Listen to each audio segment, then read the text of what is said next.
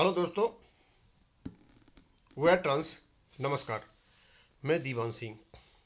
आज मैं आपको एक क्रोनोलॉजिकल जो हिस्ट्री है सिंगला साहब वाले केस की वो बताऊंगा, और साथ में ही एक व्यंग मारा है जो लेखक है, और लेखक का नाम है कमलेश चतुर्वेदी। ये शायद उसके बी बैंकर्स के हैं, लिखते रहते हैं, अच्छे खासा लिखते हैं वो, और अपनी हिम्मत भी दिखाते रहते हैं। नहीं चलती वो अलग बात है, और बहुत ज़रूरी है। मुझे अच्छा लगा कि कम से कम 2025 जा रहा है और 2026 आ रहा है, तो 2025 में यदि हम इस चीज़ को ध्यान दिलाते हैं कि भाई पिछले 18 साल तक क्या हुआ 2025 तक, और 2025 से जैसे ही हम 2026 में प्रवेश करेंगे तो 2026 को भी पता चल जाए कि भाई इन बैंक फंसों के साथ पिछली बार क्या हुआ था, तो एक लिंक बनेगी। और वैसे आपको पता चल जाएगा, बहुतों को पता नहीं होगा कि कब कब केस और कहाँ कहाँ हुआ, तो उसका पूरा इतिहास जाना डाला हुआ है यहाँ पर कमलेश चतुर्वेदी जी ने। और लड़ते रहते हैं अपने बी बैंकर्स के, या तो प्रेसिडेंट है या जनरल सेक्रेटरी हैं, उनमें से ही हैं। Singla case in 18 year long file of justice 2008 से शुरू होती है। 18 साल पुरानी न्याय की फाइल है एक। 2008 में क्या हुआ था? Writ petition file in the Punjab Haryana high court में 2008 में रिट पिटीशन फाइल हुई थी। है demand for pension updation and parity, ये मांगा जाता है भैया पेंशन अपडेशन कीजिए या उनके बराबर कीजिए। उसके बाद क्या होता है? 16 अप्रैल 2012 को petition dismissed by the single bench, यानी 4 साल के बाद उस पिटीशन को सिंगल बेंच डिसमिस कर देती है। डिसमिस के कारण तो हमने आपको कई बार बताए हुए हैं। 4 year spent first major setback. 2013 में letters patent appeal LPA filed, और 9 सितंबर 2015 को division bench also dismissed the appeal. Division bench ने भी इसको डिसमिस कर दिया 2015 में, यानी 2013 2 साल यहाँ लग गए। Total time in high court about 7 years, यहाँ लगभग 7 साल खत्म हो गए। कहाँ पर? हाई कोर्ट में, चंडीगढ़ में। वहाँ से चल करके, ये पैदल चल करके, अब क्योंकि उसके पास एरोप्लेन तो था नहीं, पैसे लगते हैं उसमें, एयर कंडीशनर का खर्चा होता है। अब एयर कंडीशनर खर्चा वेंकटाचलम जैसे संगठनों ने तो दिया नहीं, UFBU ने। वो बेचारी पैदल चल चल के आई और पहुंच गई आकर के सुप्रीम कोर्ट। 2016 से यहीं पर है। Matter reach the Supreme court of India. Matter supreme court में पहुंच गया, और इसकी SLPC थी 5561 2016। 2019 में क्या हुआ? Recorded on file MC Singla passed away, case continued in the name of legal hairs. और 2019 में ही सिंगला साहब ये दुनिया छोड़ करके चले गए। यानी ये हीरो जो शुरू हुआ था 2008 से लेकर 2019 तक, यानी 11 साल वो लड़ा और दुनिया छोड़ के चले गए। उसके बाद उनके जो लीगल हेयर्स थे LR ने लगना शुरू कर दिया। 2022 से 2025 में क्या हुआ? At times a committee will be formed, at times a report will be come, sometimes bench issues, sometimes listing issues, but no verdict.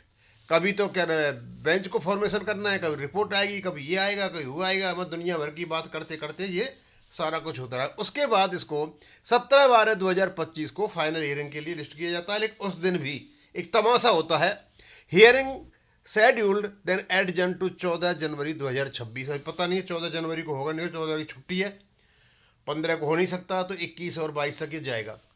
और कंक्लूजन ये है कि 2008 से लेकर के 2026 तक 18 वर्ष तक, and the judgment still pending, और जजमेंट अभी भी 18 साल से पेंडिंग पड़ा हुआ है, जो पेंशन का मैटर है।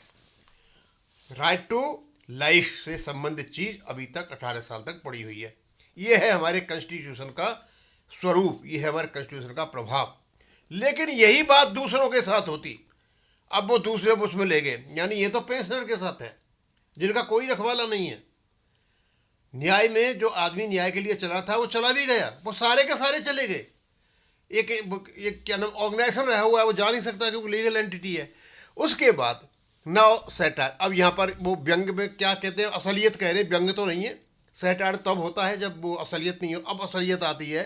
Because the truth is bitter, अब यह कड़वी सच्चाई है। क्या कहते हैं, इफ दे आर बिग, यदि ये बड़े पॉलिटिशियन होते, फिल्म स्टार होते, close to those in power, और जो पावर में बैठे वो क्लोज होते, for them the Supreme Court open even at night, तो सुप्रीम कोर्ट रात को खुल जाता है। अब ये कहाँ मारा है इन्होंने, रात को किस लिए खुलता है? ये आतंकवादियों के लिए खुलता है, ये उग्रवादियों के लिए खुलता है, और सारे देश ने देखा भी है।